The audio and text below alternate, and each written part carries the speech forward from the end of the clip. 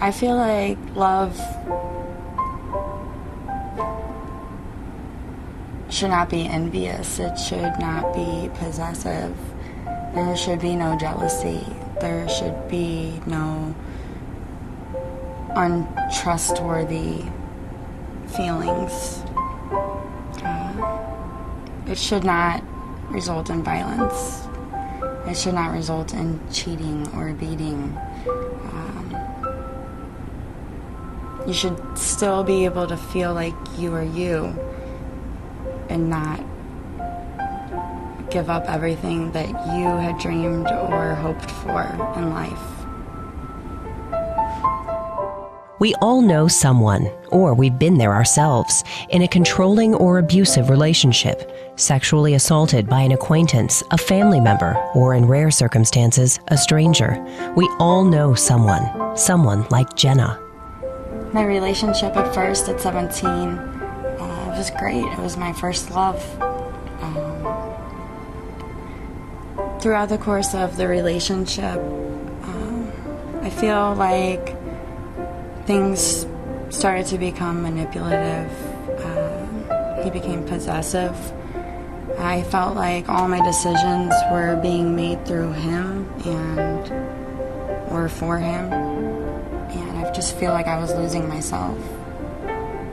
When I tried spending more time with my family and friends, he would give me problems or trouble, and it was just harder on me, so I would just stay with him. Incidences would occur, and I feel like each time it would progress, the mental and the physical abuse. The last straw was a slap across the face with a black eye, and it was embarrassing. It was embarrassing. I tried to cover it up at first, and just from an outside perspective, I believe everyone knew. That's when Jenna's cousin told her to call Safe Connections. Safe Connections' mission is to reduce the incidence and the impact of relationship violence and sexual assault. And we do that through 3 core programs. One is crisis intervention. Our second is counseling and support groups. And the third area of programming is prevention education, our Project Heart program.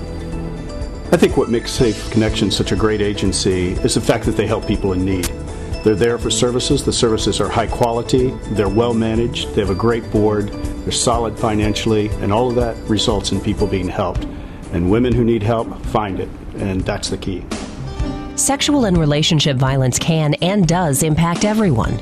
That's why the St. Louis community and women like Jenna have counted on Safe Connections. As the largest and oldest locally founded organization of its kind, Safe Connections can and does provide services to more than 15,000 clients each year. I wish that my mom had Safe Connections, 30 years ago when she was going through what it was that she was going through. But thank God that someone else's mom does. If it's not you, it may be your mother, your daughter, your sister, your aunt, your best friend, your colleague. Men need to be speaking out about this. Men have a voice in the community. It's important to understand that relationship violence, sexual assault, is not a women's issue alone. It's a men's issue, a kid's issue, a school issue, a workplace issue, a faith community issue. It's an issue that affects all of us, and it's an issue that's going to take all of us to solve. That's why, since 1976, our community has counted on Safe Connections.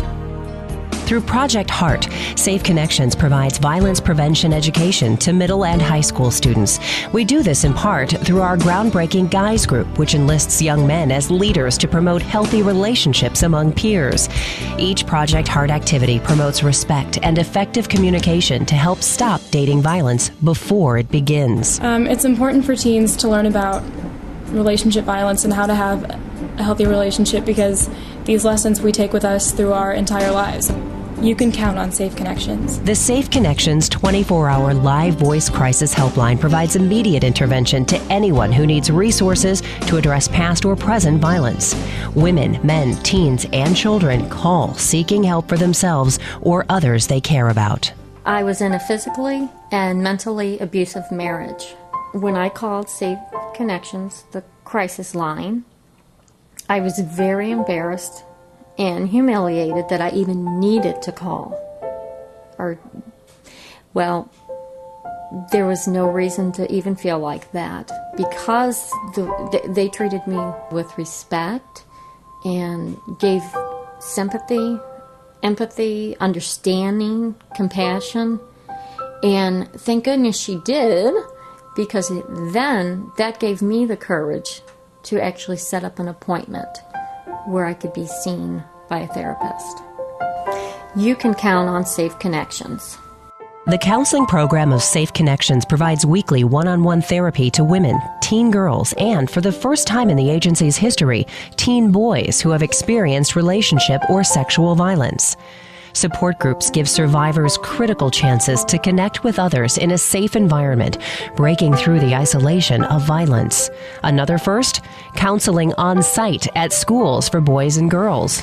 My therapist, Catherine, made Safe Connections the best place in the world. She's priceless. Safe Connections should not exist without her. No, I know I shouldn't say that. She knew when to ask me every week, what did Rachel do for herself this week? And that actually was a very uncomfortable question, but it was a question that has had major impact on my life. After pushing back so many people, they're not right there for you. You put so much time and energy into one person, and when that person lets you down, it feels like there's nowhere to turn to. And with Safe Connections, I feel like they were the one person that was there. My counselor at Safe Connections helped me with specific resources. When I walked away, I felt more uplifted, more secure with the decision that I had made in leaving the relationship. And I didn't feel like I was just giving up. You can count on Safe Connections. Through Safe Connections, both Rachel and Jenna reclaim their lives. And with the organization's expanding services, many more will get the help they need. Thanks to an increased presence in St. Louis County, Project Heart is reaching more teens than ever. And through our committed board of directors and new young professionals group, a growing number of ambassadors are spreading awareness of our mission throughout the metro area. I've seen it firsthand in my business, what happens as a result of domestic violence. And the lack of, the productivity losses, the lost wages, they can bring down an organization. But mainly, we try to keep a family type atmosphere, and nobody in a business wants to know or have that anybody who they work with is suffering. And so it goes beyond the economic, but it's just the morale can suffer. But certainly the lost wages and productivity are real, and they are measurable. I'm drawn to people and institutions and agencies that demonstrate that they have a heart of compassion for people and who are interested in offering support for people who might not otherwise be able to readily find that support and that compassion. And those are two things that Safe Connections offers. If you live in St. Louis, you need to know about Safe Connections. Even if you don't think that you need us, you know someone who does need Safe Connections. You do. You might not realize it now, but you do. We are all impacted by relationship and sexual violence, no matter what we have in the bank, what car we drive, how much education we've had, where we work or live. We all deserve healthy relationships. We all deserve to be safe. And we can all count on Safe Connections to help us get there. One of the most important insights that I gained from Safe Connections is probably just the simple fact of each person, every person, including myself, is important. My goals now, I'm finally able to fulfill, such as going into the Peace Corps. It's something that I've wanted to do since 7th grade. And now I feel like life is unlimited after Safe Connections.